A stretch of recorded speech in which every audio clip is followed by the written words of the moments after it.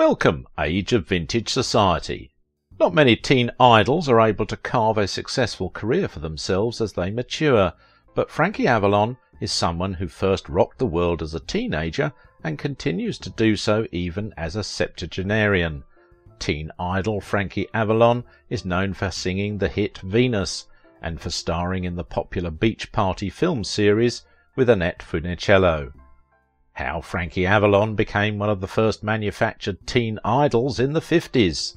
Make sure to watch the video until the end and leave your thoughts in the comments. If you are new here, join our wonderful community by subscribing to the Age of Vintage channel. Frankie Avalon, the face of late 50s pop. Frankie Avalon has displayed his talents as a singer and an actor over the years with some enviable film roles. Who can forget his fun times on the beach with actress Annette Funicello in such memorable 60s movies as Beach Blanket Bingo, How to Stuff a Wild Bikini, and the rest. Frankie Avalon is a showbiz survivor. As a youngster in the 50s, he got his start as a trumpet-playing virtuoso. Later he was the prototypical teen heartthrob with such sighing hit singles as Venus and Why, both million sellers. He became a film star in the 60s, most notably playing opposite his beautiful co-star in a series of fun-in-the-sun beach flicks. He found success on nightclub stages, in regional theatre and on TV. In 1978 he starred as Teen Angel in Grease, which extended his name recognition to a new generation of moviegoers. Interestingly enough, his favourite portrayal was not in one of his popular beach movies, but rather as heartthrob Teen Angel singing Beauty School Dropout in the 1978 movie version of Grease, a role that almost never took place. Frankie Avalon is considered one of the first manufactured teen idols. The ingredients of a teen idol recording included an attractive, conservatively attired and well-groomed young media star singing simple lyrics about typically middle-class teen concerns. Given the fact that many idols couldn't really sing, the sugary pop arrangements exhibiting a mere trace of the big beat took on even greater importance. He was among the premier teen idols of the late 50s and early 60s, scoring many hits in the pre-Beatles era and starring in dozens of films. He entered the world of music during the 1950s when becoming a singing sensation was every teenager's dream. Out of the thousands of youngsters who chased the idea of making it big as a musician, Frankie stood out because he already had a background in music, and his good looks and charms added to his appeal. Music had always been his passion, as he started playing the trumpet when he was very young. Considered a child prodigy, he had been winning contests even before he was 10, and was invited to appear on a US television show when he was just 11. Blessed with a lovely voice, he also decided to try his hand at singing and found success with hits like Just Ask Your Heart. Highly ambitious, he eventually ventured into acting, and here again he was much welcomed due to his charming personality and good looks. Frankie Avalon was born Francis Thomas Avalon on September 18, 1940, in South Philadelphia. He has one elder sister named Teresa. Unlike many of the others, he actually had a musical background, having been taught to play the trumpet at a very young age by his father. Practicing 4 to 5 hours a day, Avalon made a name for himself, playing in local theatres and clubs. His career really started to make headway when he was discovered at a private party. Avalon first performed at the CR Club, an extension of Palumbo's restaurant. The CR Club was a private affair where the owner encouraged parents to bring their children to entertain. He soon progressed to local talent shows. On local Philadelphia television, he won first places with his trumpet playing in amateur contests. In 1952, Avalon was an uninvited performer at a party held for Al Martino, another of Philadelphia's Italian singers. Martino had just signed with Capitol Records and had invited the neighborhood to share in his success. Avalon's trumpet playing caught the eye of a talent scout who arranged for him to appear on Jackie Gleason's CBS TV show. This led to other appearances on national television. In 1954, Avalon made a record with a small label called X-Vic Records. His first recordings were instrumentals called Trumpet Sorrento and Trumpet Tarantella. Avalon continued playing the trumpet, and by age 12 he was in a local band called Rocco and the Saints. His individuality and uniqueness showed him the right path to success. Right from the start, Frankie was defined as a go-getter, an enduring individual. He is simply blessed with a caring and subtle heart that makes him help his friends on the way. When it comes to responsibility, Frankie defined tidiness and quality at its best. He is an organised soul that prefers to keep things at ease. At times he loves an alone time, but this doesn't mean that he doesn't appreciate his long-term friends. In his dictionary, Avalon defines himself as an indelible gemstone that likes to study the constancy and sincerity of others.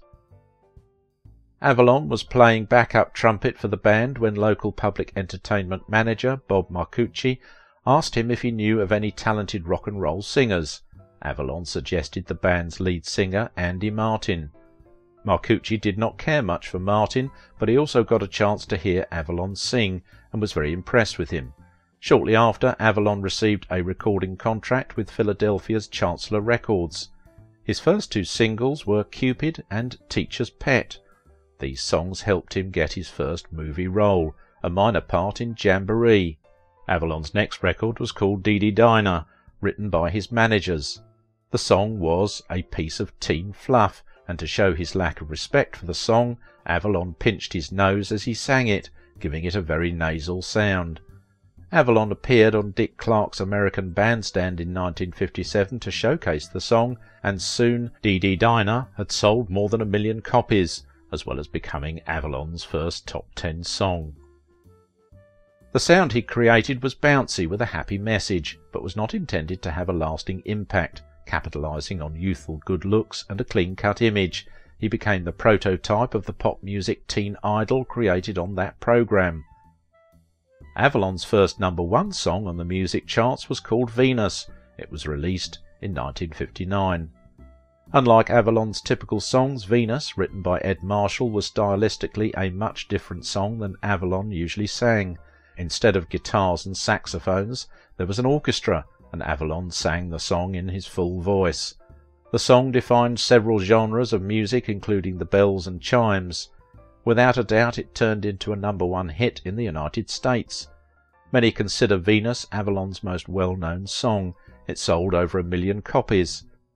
After Venus, Avalon also had success with the songs Bobby Socks to Stockings, Just Ask Your Heart, and Why, all of which sold at least 1 million copies. With his affluence and attractive physique, Avalon was featured in countable films and movies. He continued his singing and acting career in the early 21st century, performing in nightclubs and in minor roles on television and film. He followed it up with a horror film named as The Haunted House of Horror that was written and directed by Michael Armstrong. In 1960, Avalon's record sales began dropping, and his career appeared to be coming to an end.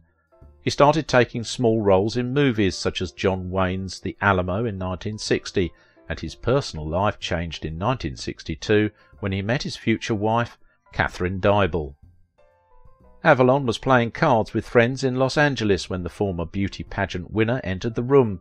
Immediately upon seeing her, Frankie knew he wanted to marry her, which he did 3 weeks later. Then in 1963 he had his first starring role in a movie called Drums of Africa. Avalon's movie career exploded later in 1963 when he and Annette Funicello starred in Beach Party and the many sequels that followed. Avalon's career had been revived. The Internet Movie Database biographer states, "These films, with their combination of surfing, low comedy, dancing and bikinis, struck a nerve with teenage audiences, not to mention the fact that they were inexpensive to make. Each individual movie was created over a 15-day span, costing only $350,000 to make and still reaping huge profits."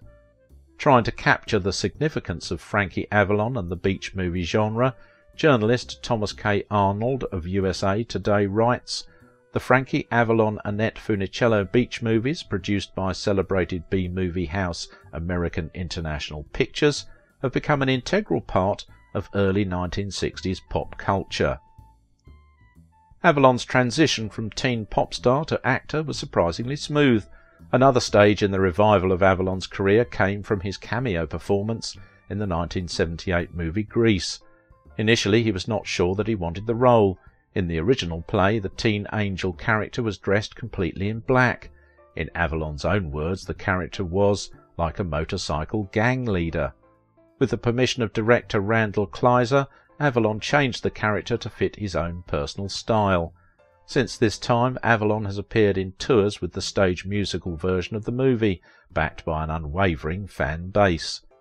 In addition to performing in the musical version of Grease, Avalon also began performing with the Golden Boys of Bandstand in 1985. The group was composed of Frankie Avalon, Bobby Rydell and Fabian, all Philadelphia pop idols of the late 1950s and early 1960s. The show, which involved group performances as well as solos, became so popular that more and more shows had to be added to the schedule. Eventually the Golden Boys even took their act across country. In another wave of nostalgia, Avalon took part in the movie Back to the Beach in 1987, an affectionate parody of the popular beach movie genre he made so popular in the 60s. In 1959, Frankie received King of Song recognition from Disc Jockeys Association selection.